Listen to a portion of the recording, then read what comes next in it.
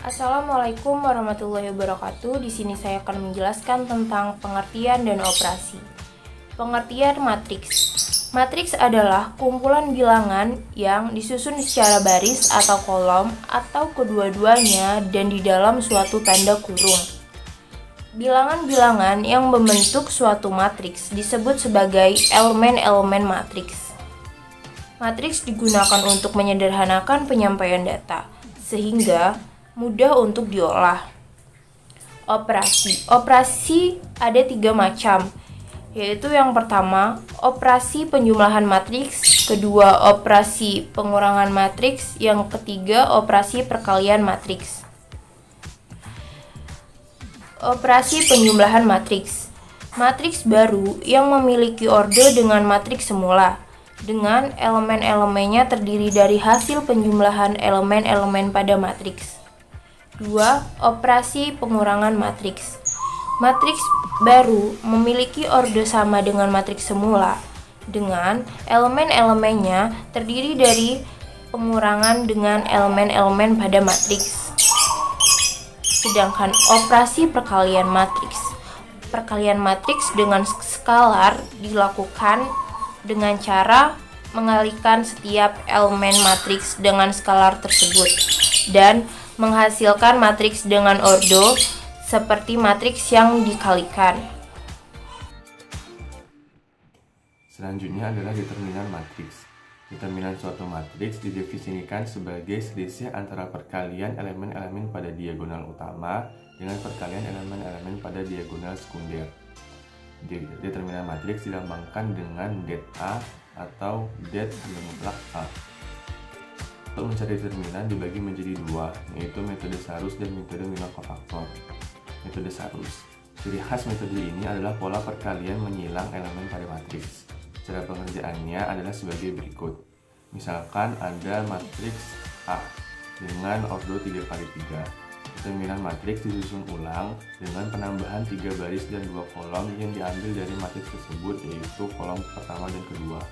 Yang kemudian dikalikan dengan garis diagonal ke kanan warna biru dengan operasional penjumlahan dan kalikan diagonal ke kiri warna hijau dengan operasional pengurangan.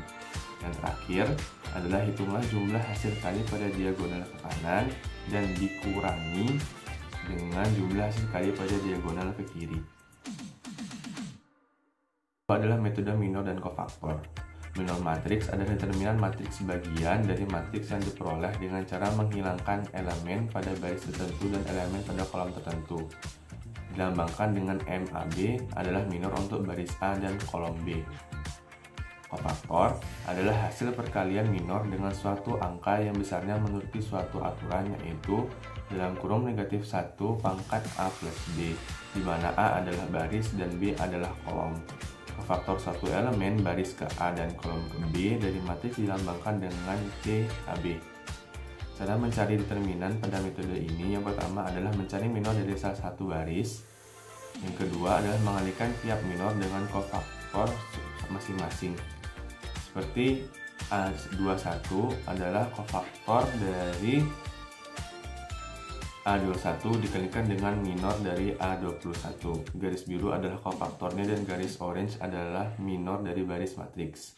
Yang ketiga adalah jumlahkan antara perkalian minor kofaktor dengan minor kofaktor lain. Seperti pada gambar, det A sama dengan A11 dikali minor 11 dikurangi A12 dikali M12 ditambah dengan A13 dikali dengan M13. Selanjutnya ada inverse matrix. Inverse matrix adalah kebalikan atau inverse dari sebuah matriks yang apabila matriks tersebut dikalikan dengan inverse-nya akan menjadi matriks identitas. Inverse matriks dilambangkan dengan A-1. Jika suatu matriks memiliki inverse, maka dapat dikatakan matriks tersebut adalah matriks non-singular. Sebaliknya, jika suatu matriks tidak memiliki inverse, maka matriks tersebut merupakan matriks singular. Yang pertama ada inverse matriks dengan ordo 2x2. Di sini dimisalkan bahwa A sama dengan matriks A, D, CD sama dengan AD min BC sama dengan 0. Inverse matriks A dapat dicari dengan A pangkat min 1 sama dengan 1 per AD min BC, matriks D min B min C, A sama dengan 1 per determinan A. Tambah matriks D min B min C dan A.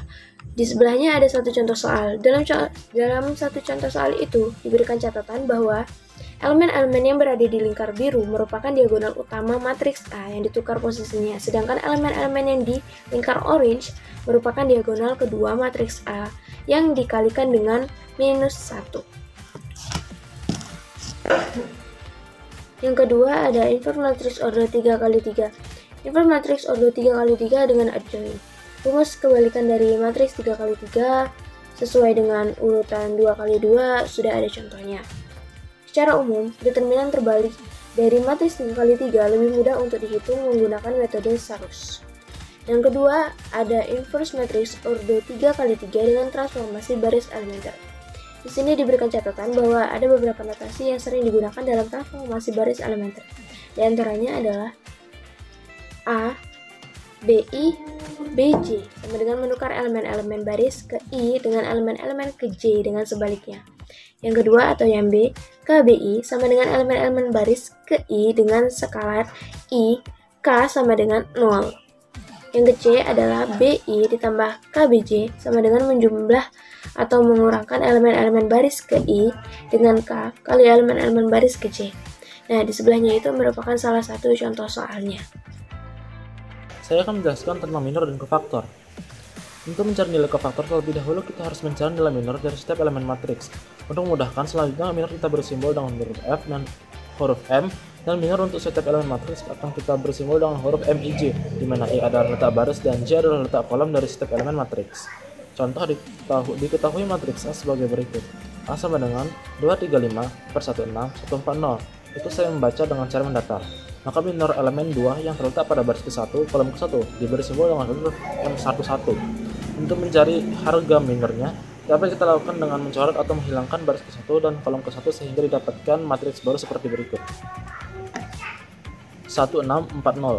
Jadi minor elemen M11 adalah 1640 dikali silang, 1 dikali 0 dikurang 6 dikali 4 24 minus 24. Untuk mengerjakannya caranya sama seperti yang saya sebutkan barusan. Kita berlanjut ke kofaktor. Setelah mendapatkan harga minor dari masing-masing elemen matriks, kita dapat menentukan nilai atau harga dari kofaktor. Cara mencarinya adalah dengan cara mengalihkan masing-masing nilai minor di atas dengan tanda tempat masing-masing elemen. Adapun tanda tempatnya dapat dilihat pada gambar berikut. Tandanya adalah plus minus plus, minus plus minus, plus minus plus. Itu untuk order 3x3. Jadi berdasarkan tanda tempat di atas, kita dapat mencari nilai kofaktor dari masing-masing elemen untuk nilai dari masing-masing elemen matriks. Untuk selanjutnya, kita akan berikan simbol untuk nilai kofaktor masing-masing elemen dengan CIJ, di mana I menandakan baris dan J menandakan kolom. Jadi untuk setiap elemen yang di atas, kita dapatkan harga kofaktor yang sebagai berikut. Kalian bisa lihat sendiri di PPT tersebut. Kita berlanjut ke matriks kofaktor. Setelah kita mendapatkan harga untuk nilai kofaktor dari masing-masing elemen matriks di atas, maka kita sekarang akan menyusun setiap nilai kofaktor tersebut sesuai dengan alamat tempatnya masing-masing. Susunan masing-masing elemen dari nilai kofaktor ini akan menghasilkan sebuah matriks baru yang kita namakan dengan matriks kofaktor. Untuk selanjutnya, matriks kofaktor akan kita bersimbol dengan huruf C. Jadi matriks kofaktor atau C dari matriks di atas adalah C sama dengan minus 24, 6, 15, 20, minus 5, minus 5, 13, 8, minus 10. Kita lanjut ke adjoint matriks bujur sangkar. Jika kita sudah mendapatkan matriks kofaktor, maka kita sudah bisa mendapatkan adjoint dari matriks tersebut.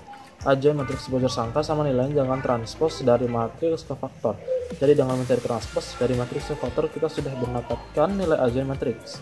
Transpos dari matriks C adalah C transpos sama dengan minus 24, 20, 13, 6, minus 5, 8, 15, minus 5, minus 10. Maka kita transpos dari matriks kofaktor, maka matriks transpos dari matriks kofaktor dinamakan dengan matriks adjoint dari matriks A. Jadi untuk memperoleh adjoint dari suatu matriks bujur sangkar A, kita harus membentuk matriks kofaktor C dan menuliskan transpos dari matriks C, yaitu C transpos. Terima kasih. Penerapan matriks. Dalam ilmu matematika kita telah mengenal berbagai macam materi. Ada trigonometri, limit, integral, matriks, dan lain sebagainya. Kali ini kita akan membahas fungsi dan kegunaan dari matriks. 1. Matriks banyak digunakan untuk menyelesaikan berbagai permasalahan matematika, misalnya dalam menemukan solusi masalah dalam materi persamaan linear. Transformasi linear yaitu bentuk umum dari fungsi linear, contohnya rotasi dalam 3 dimensi. 2. Dapat memudahkan dalam membuat analisis mengenai suatu masalah ekonomi yang mengandung bermacam-macam variabel. 3. Dapat dimanfaatkan dalam memecahkan masalah operasi penyelidikan, misalnya masalah operasi penyelidikan sumber-sumber minyak bumi dan sebagainya. 4. Matriks dikaitkan dengan penggunaan program linear, analisis input-output baik dalam ekonomi statik maupun dalam bidang pendidikan, manajemen, kimia, dan bidang-bidang teknologi yang lainnya. 5. Dengan menggunakan Microsoft Excel untuk media pembelajaran. 6. Dalam militer ternyata fungsi matriks masih digunakan.